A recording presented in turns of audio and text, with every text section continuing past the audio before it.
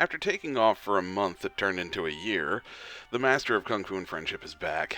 While I'm returning to form with regular new releases, this video will mostly not be one of those great lessons. Basically, I've decided to split this episode into two parts, one focusing on where I've been and what I've been up to, and the first official video releasing at or around the same time. So, by all means, if you're curious about my little corner of YouTube, stick around. Otherwise, make sure you subscribe and hit that bell so you get notified when my next episode is up. For those of you that don't know me, welcome. I'm author DC Ferguson, and this is the Worldbuilding Dojo. Pretty sure I speak for everyone when I say that 2021 did not turn as much of a corner as we all hoped. It was a rough year for me, but I've had some amazing successes along the way. So, let's get into it. First, let me hit you guys with some good news. You might remember this image at the end of all my previous videos. Well, thanks to many generous folks, including some of the subscribers to this very channel, this beautiful lady, my daughter, hit her fundraising goal. As we speak, her service dog is being trained up in Boston by the Wonderful Needs organization, and pretty soon she'll be taking a trip up there to meet and learn all about her new dog. So, a sincere and heartfelt thank you to everyone that shared, contributed, and cheered on my little lady as she got to this point. She's a pretty awesome kid, and I couldn't be more proud or happy for her. Another awesome thing that happened along the way. I completed the Dragon's Dream saga. All 8 books, all finished. It was an amazing milestone for me hitting this mark, and I felt like I concluded the story the way I wanted it to end. When it was all said and done, it was very surreal. There's this incredible rush when you type the words "the end" to any story. When you do it for the last book in a series, truly not just ending the tale, but closing out an entire narrative and putting your world away for good, that feeling is, well, really magnified. I was dumbstruck for a bit. It was right around this time that I decided to do it for a second time and close out the series that I started my writing career with, The Wicked Instruments. We'll get into that storied saga in a moment, but what is most important is that I re-released the entire series to date with not only new and improved covers, but I went ahead and fully reworked the books entirely. I had 4 years of knowledge in writing to improve my craft and right the wrongs of this series, so I went ahead and did just that. During this time, a number of tragedies hit me at once. My wife of 21 years was diagnosed with breast cancer during the summer. By November, she was undergoing surgery. To this day, just after the new year, she's still recovering and is seeing a number of doctors. The good news, or the silver lining in all this, is that post-surgery she is cancer-free. There were some hard lessons that came from all of that, and I'm going to share some of that in the hopes that it might help serve you well as authors yourselves. So there I was, chugging along through the first book in the Wicked Instruments series, The Singer and the Charlatan. If you didn't know, the Wicked Instruments series is a fantasy comedy series, heavily inspired by my love of The Princess Bride and The Hitchhiker's Guide to the Galaxy, books like that. Well, I cranked up the funny. I tied the story together better. I made more climax in the climax. Ew. Maybe I could have phrased that better. I'm not re-recording this, I'm just going to own it. The point is, the new edition of The Singer and the Charlatan isn't like a director's cut. It's just simply a better book. It's the best version I can do of that story, and I'm immensely proud of it. Now, in doing this huge overhaul, I reached out to Natalia, who was the beautiful artist responsible for the original covers. And she was on board with that manic pace that I set for myself of releasing one every 30 days. She would do some facelifts to the original covers, I would pay her lots of money, and everybody would be terribly, terribly happy. But one day Natalia stopped responding. She disappeared from all social media. No one could reach her. She's in another country, and I was someone that had a great working relationship with her for a few years, but I've never actually met the woman in person. Given the state of things, I tried to put it out of my head as I pushed forward through book 3 and 4. I'd already approved her sketches for book 3 in our last communication. I just feared she might be sick. I ended up pushing off my release for book 3. Then I pushed it off some more. The thing was, I loved these new covers to these books so much that I didn't want to replace Natalia.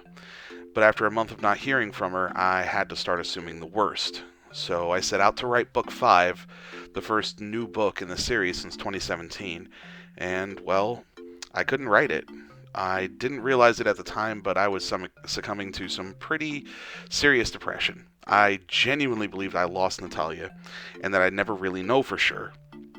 Her work bringing my characters to life was so meaningful to me, I couldn't bear to replace her. But how was I going to continue with the series without book covers? So ultimately, my wife came to me and told me what I had to do. I needed to once again shelve the Wicked Instruments and get to work on a new project. Now, I had a 2-year plan for every book I planned on writing, so my first thought was maybe I could get to work on the next book I had planned. Perhaps it was incredible timing, or the universe just has a way of fitting itself into place, but I got this incredible idea, and it had nothing to do with anything in my 2-year plan. It was a solid idea. It was in a genre that is doing very well right now, and I said to myself, you know what, let's strike while the iron's hot. So in 2 weeks, I had written more pages of this new book than I had written for Book 5 of the Wicked Instruments in 2 months. By 4 weeks, I had completed the first book in a new trilogy. We'll talk about that in a second, but first let's get to a happy ending. Natalia did eventually come back. She reached out and advised me that she was terribly ill for a time. And now that she was recovered, she wanted to tell me that she was very sorry and to give me, well, this, the completed cover for Book 3 of The Wicked Instruments.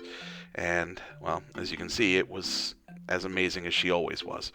Since I was hard at work at this new series and had switched gears so completely at that point, I decided to let Natalia recover slowly and work at her own pace with no time limits or pressure from me.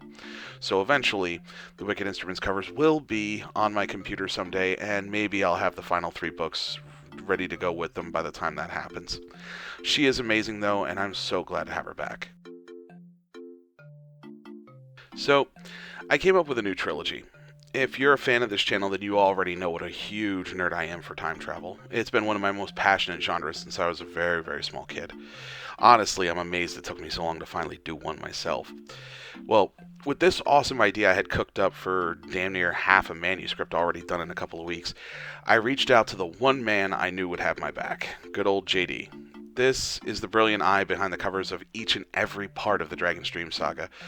I told him what I had cooking, he said he was definitely up to collaborate again, and good God, this man does not disappoint.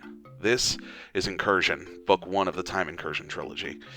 Where I wanted to be different than other time travel stories was that I wanted even the slightest change to have massive impact. Additionally, I wanted to pull the action of a summer blockbuster with the thriller aspects of James Bond movies, and still, at the heart of it all, have this incredibly deep, complex relationship between the two main characters.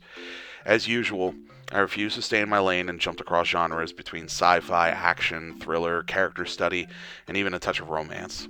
So, what's it about? Well, I'm glad you asked. Cole Jensen is a Gulf War veteran coming home in 1992 to start his new life as a civilian. Government agents in black suits start sniffing around before taking him in for an interrogation. When Cole makes the decision to escape, he finds himself thrown back in time. Along the way, he meets a mysterious woman from 2011 that is also on the run from the Shadow Organization. Together, they're forced to live like nomads, hiding out in time while trying to gather information as to why they've been marked for erasure. With their very existence on the line, the search for the truth might cost them everything.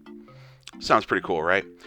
I really loved this story, and as we're heading into 2021, I already have the second book finished, and I've plotted out the third and final.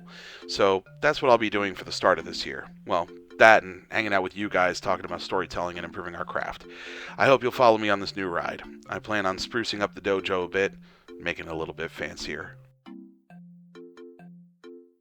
You're still here? Well, geez, y'all are making me feel all kinds of special.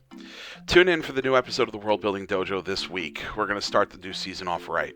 Also, don't forget to sign up for my newsletter, the link's in the comments, and you're going to get Cora Blake, Arcane Agent, totally free. You'll get cool news about what I'm working on in the books and here on the channel, and it comes loaded with cool authors and promotions for fantasy and sci-fi. Don't forget to like and subscribe to hear about new videos, and as always, I'm DC Ferguson. Now have fun and get crafting.